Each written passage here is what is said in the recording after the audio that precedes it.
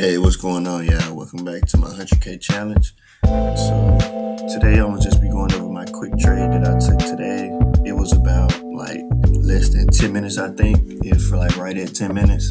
So, my entry was based off the 15-minute time frame, and I entered off a 5-minute break of the candle. So, let me mark up my charts and show you exactly how I executed this trade. So, I put my vertical lines to know when my like trading session has ended. So like my last video, I started just doing it at 7:30. I don't trade past 7:30 for right now. So 6 a.m. to 7:30, and I also mark on the 4 hours and 1 hours. I mark my higher time frame highs and lows, and so this high mark and I had this low mark. So basically what those are there for are to make sure that if price goes there and ends up reversing at that point, I can catch an entry there, or I usually use them as my take profit zone. So just say for instance, if I was entering a 1 to 2 right here, and say when I get here, but like right here. So say when I get there, it's not exactly a 1 to 2, then I can try to find a different type of entry to have a smaller stop loss so that I can end up getting that 1 to 2 before we hit this higher time frame zone. And the reason I do that is because this zone or line or whatever you want to call it is also my area that I want to enter off of. So I don't want to try to trade all the way past it when I'm looking for a potential entry at that zone. So anyways, hop back to the 15-minute setup. So I just drew out 15-minute structure, and then 15-minute end up breaking this low here, but didn't confirm the downtrend with a lower high and then another lower low. So I'm still looking for buys at this point, and my higher time frame zone is above, so I have something to target. So what I did was I marked this 15-minute demand zone here, and then I go down to 5-minute to go ahead and modify it, and then usually take the last buy to sell candle. Delete this. And so the last buy to sell candle is down here. And when I came to the markets, it was pretty much already down here when I marked the charts up. And so all I did was as soon as I hopped on the charts and marked them up, all I had to do was just execute. So I didn't wait for a break of this candle because it was just huge with this long wick. So I waited for a break of this candle right here. And then I had my stop loss down here originally, and it was targeting a 1 to 2.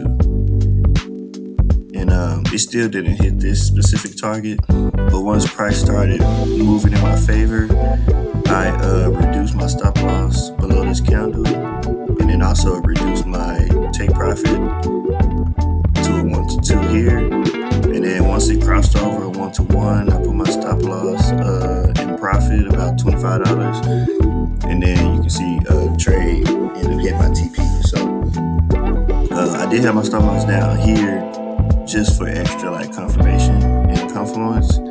But I always want my stop loss below the candle that broke, but sometimes it's too tight and sometimes price will play around.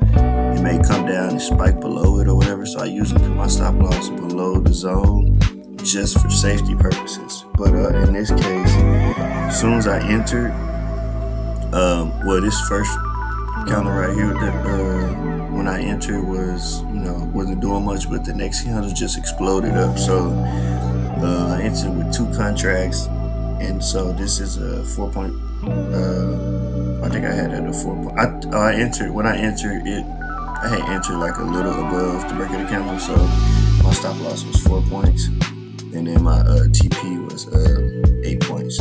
So that was about $800 on this trade, and then they take off the fees or whatever. So $794 across all my combines. So yeah, we got all the combines. Well, except one of them. The free combine that I got is not above 50K.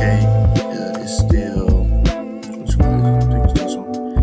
Yeah. So I lost more on this combine because it hit me during that little losing streak that I had. So this one, we still doing decent though. So even because we didn't make any profits, our overall loss limit is still 48,000. So we are 1,400 above that. So I got to make like 36 on this account.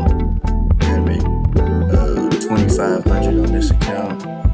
And then the newest account that I have to make about 2,900. So yeah, we're gonna stick to these A+ setups, stick to this new trading session between 6 a.m. and 7:30 a.m.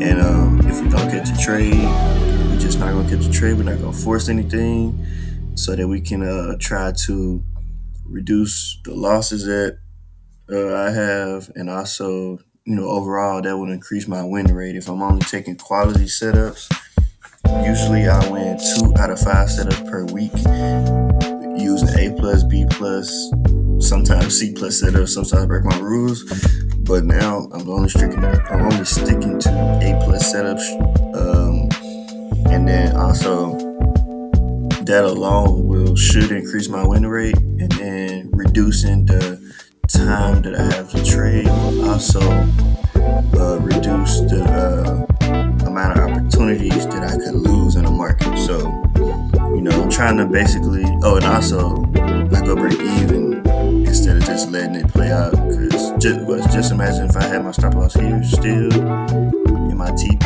here, and I wasn't satisfied with 800 profit, even if it came this close. And then if I did move my stops to break even, I would have had just lost this whole trade, it was a quality trade. So I'm glad I did make something, even though it wasn't 1K how I want to target, but I did make something. And it was more than this win was more than the loss that I took yesterday, even though it wasn't by much because I had a little high risk on that trade yesterday. But regardless, going break even and not being, I guess, greedy to take the profits that I'm given at that point will also help me up my win rate and reduce my losing. So I'm trying to get my win rate to